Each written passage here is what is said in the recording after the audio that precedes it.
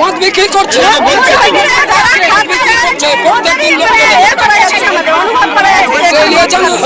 দেখা যাচ্ছে বাচ্চারা যাচ্ছে, বাচ্চারা বলছে বাচ্চাদের মদ খাচ্ছিল, ঠিক আছে, সবাই দেখলো, মানে খারাপ লাগছে জিনিসটা, বললো যে এখানে মদ খাচ্ছে, আমাদের ভয় লাগছে যেতে, তার জন্য সবাই বললো এটা আমাদের স্কুল আছে,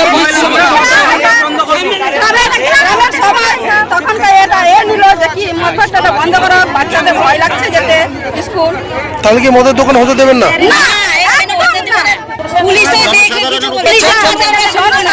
উপরে হতে পারে না, আমরা পুলিশের আপনাদের দাবি আইন যদি কোনো সিদ্ধান্ত না নেয়,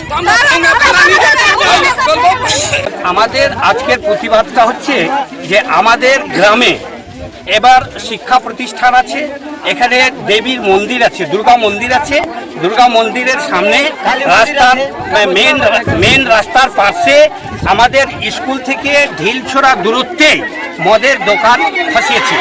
এই মদের দোকানকে আমরা বন্ধ করতে চাই, আমরা কোনো হালে এখানে মদের দোকান করতে দেব না। মদের দোকান করছে নবীন মণ্ডল, নবীন মণ্ডলের বাবার নাম হচ্ছে মৃগাঙ্ক মণ্ডল, বাড়ি ডমনটোলা, শঙ্করটোলা দুটোই। আমরা জানতে পারলাম যে প্রথমে যখন এখানে বাড়ি দিচ্ছিল তখন বলছিল আমার মেয়ের বাড়ি কাটাহাদিয়ারাতে ওখানে নদী ভাঙন হচ্ছে, নদী ভাঙনে আমার মেয়ের বাড়ি গঙ্গা গর্ভে চলে গেছে, তার জন্য আমরা এখানে বাড়ি তৈরি করছি। তারপরে হলো কি যে আমরা এখানে একটা দোকান দিব, মানে হার্ডওয়্যারের দোকান দেব। তারপরে বলছে যে কুরকুরার দোকান হলো, কুরকুরার দোকানের পরে এবার যে নবীন মণ্ডল আছে, নবীন মণ্ডল গ্রামে গঞ্জে এখানে রোডে বাঁধে সবাইকে বলে বেড়াচ্ছে এখানে আমাদের বিয়ার বার হয়ে গেছে, আপনারা আসতে পারেন, বিয়ার খেতে পারেন। দাবি আমাদের এখানে মদের দেখা চলবে না, বিয়ার বার চলবে না, মদের দোকান আমরা হতে দেব না। প্রশাসনের লোক যা বলুক, প্রশাসনের লোক বলল যে জনগণের ঊর্ধ্বে কেউ হতে পারে না, জনগণ যেটা করবে সেটাই সর্বশ্রেষ্ঠ এবং জনগণের দ্বারাই সব কাজ হবে। দাবি না মানা হলে আমরা মানব না, আমরা আমরণ ধর্মঘট করব, আমরণ ধর্মঘট করে মদের ভাতটিকে আমরা ভেঙে গুড়িয়ে ছারখার করে দেবো, আমরা জেলে যাবো, আমরা জেল খাটবো। এটা হচ্ছে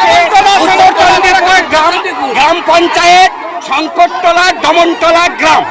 আমি নবীন মণ্ডল, বাড়ি আমার ডমনটোলা। আমি রেস্টুরেন্ট কাম বারের লাইসেন্স পেয়েছি, কোনো মদের ভাতের লাইসেন্স পাইনি। আমি জাস্ট রেস্টুরেন্ট কাম বার কোনো মতো পেয়েছি। আমি 6 মাস ধরে ব্যবসা করছি। এই ছেলেগুলা যে ধর্মরাজ মণ্ডল আমার বিরুদ্ধে এগুলো কথা বলছে, এও আমার কাছে মাছ খেয়েছে। ওই আমার ডকুমেন্টসগুলো ওই পোস্ট অফিসে চাকরি করে ওই পেয়েছিল, দেখে আমার প্রতি গ্রামবাসীকে উসকে এটা দিয়ে দুবার এই মতো বিক্ষোভ করলো। পরিকাঠামো বলতে আমার কাছে ফায়ার লাইসেন্স, ট্রেড লাইসেন্স, ডকুমেন্টের দিয়ে আমার সব কিছু রেডি। গ্রামবাসীরা এইগুলো লোক এসছে আমার 1 কিলোমিটার দূর ডমনটোলা, এই দোকানটা আমার শঙ্করটোলার আন্ডারে করে।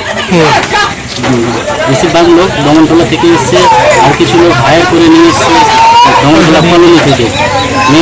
মেয়ে ছেলেগুলো আসছিল না, ওদের শাড়ি দেওয়ার বাহানা করে নিয়ে এসছে। ধর্মরাজ মণ্ডল উনি পোস্টমাস্টারের সরকারি চাকরি করেন। শত্রুতা আছে না, আমার সাথে সেই মতো কোনো শত্রুতা নেই। আমি ওই এলাকার ছেলে, আমার প্রতি একটা ওর হিংসা। একদিন আগে এসে আমাকে থ্রেট দিয়ে গেছে যে এইসব দোকান, মানে আমি তো অনেক দিন থেকে ব্যবসা করছিলাম, আমি হাইলাইটটা করেছিলাম না। এই ছেলেটা যখন আমার ডকুমেন্টসগুলো পেল তখন গ্রামবাসীকে সব কিছু হাইলাইট নিজে করে বিক্ষোভ করে, প্লাস আমাকে বলে গেছিলো যে এইসব দোকান করতে পারবো না, দোকান করলেও দোকানে ভাঙবে, তুইও ভাঙবি, এই মতো একটা আমাকে থ্রেট দিচ্ছে। প্রশাসন বলছে আইনগত হিসাবে তোমার ডকুমেন্টস ঠিক থাকতে গেলে সরকার আইনের দিক থেকে তোমাকে যেটা হয় সেটা সাহায্য করবে।